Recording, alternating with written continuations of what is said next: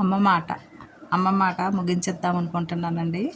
ఎందుకంటే ఇప్పుడు మూడో సంవత్సరం అయిపోయింది యూట్యూబ్ స్టార్ట్ చేసి.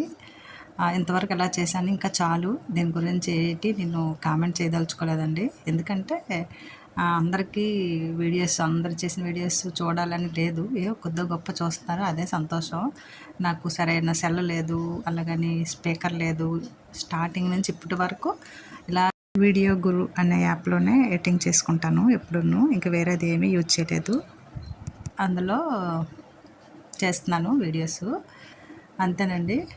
అయితే లాస్ట్ వీడియో ముందు ఇంకా ఒక గొప్ప విషయం చెప్దాం అనుకుంటున్నాను. మీరు విని ఏమంటారో మీకు తెలియచేయాలనుకుంటున్నానండి. తెలియచేసాను అనుకోండి, కొంచెం హ్యాపీగా ఉండొచ్చు, లేదంటే ఏదో గిల్టీగా ఫీల్ అవ్వాల్సి వస్తుంది. అందుకనే చెప్తున్నాను.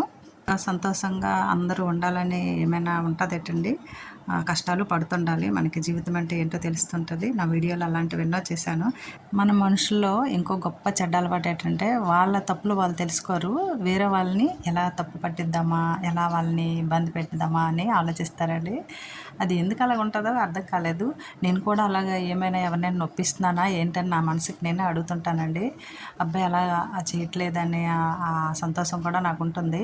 అయితే ఒక్కటి మాత్రం ఖచ్చితంగా చెప్తానండి. ఏంటంటే, ఎవరైనా ముందు ఒకలా మాట్లాడి తర్వాత ఒకలా మాట్లాడిన వెంటనే ముఖాన్ని అడిగేస్తానండి. అలాగ అనడం వల్ల చాలా ఇబ్బందులు ఫేస్ చేశాను. అది అడగకూడదు అని తెలుసో తెలియకో మరి మనసు అలాగ అనిపించేస్తుందండి. కానీ మనకు మనం మంచిగా హ్యాపీగా ఎవరిని అనవసరంగా ఏది అనము అనే ఒక హ్యాపీనెస్ అయితే మాత్రం మనకు ఉంటుందండి. నేను సరిగా చెప్పలేకపోతున్నాను కానండి, ఒక్కొక్కరు చెప్తారండి. వాళ్ళ అనుభవంతో చెప్తారో లేకపోతే ఎవరివైనా చూసి చెప్తారో కానీ చాలా గొప్పగా ఉంటాయండి. ఇన్స్టా చూడండి, యూట్యూబ్లో చూడండి, అబ్బబ్బబ్బా! ఆ మాటలకి రిలీజ్ అవ్వాలండి అసలు ఖచ్చితంగా. ఏంటండి మనం ఉంటాము, జీవిస్తున్నాము, అందరము అక్కడికే వెళ్తాము, ఆ శివయ్య దగ్గరికే వెళ్ళిపోతాం. కానీ ఉన్నన్నాళ్ళు ఎందుకు ఇలాగా మనం అనుకుంటామని అనిపిస్తుంది. కానీ మనలో ఉండే కోపము ఇది మాత్రం బయటకు వస్తూనే ఉంటుంది ఆ మాటల ద్వారా. ఆ మాటలే అనకూడదండి. ముఖ్యంగా నేను తెలుసుకున్నది ఏంటంటే, మనని ఇబ్బంది పెట్టేవారు, బాధ పెట్టేవారు వాళ్ళని మనం అసలు కన్నెత్తి కూడా చూడకూడదండి. ఇంకో విషయం ఏంటంటే, మనం కూడా ఎవరిని ఏమీ అనకూడదు. మన పని ఏదో మనం చేసుకోవాలి. ఎన్ని రకాలుగా చెప్పినా, ఏది చెప్పినా మౌనం చాలా మంచిదండి.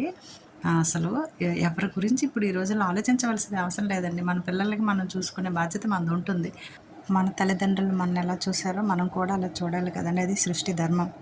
ఇప్పుడు జనరేషన్ పిల్లలు చాలా తెలివైన వాళ్ళండి. మన బాధ్యత తీరిపోయిన తర్వాత వాళ్ళు కూడా వాళ్ళ గురించి చక్కగా ఆలోచించే జ్ఞానం దేవుడు వాళ్ళకిచ్చాడు. అంతే కాదండి, ఈ మాత్రం ఇలాగ చెప్పే అదృష్టాన్ని, జ్ఞానాన్ని కూడా నాకు ఇచ్చారు దేవుడని సంతోషిస్తున్నాను. దేవుడు ప్రతి మనిషికి ఎన్నో కష్టాలు ఇస్తాడు, ఎన్నెన్నో అనుభవాలు ఉంటాయి, ఎన్నో ఇబ్బందులు ఉంటాయి కదండి. అవన్నీ మనం చూసుకుంటూ ముందుకెళ్తూనే ఉండాలి.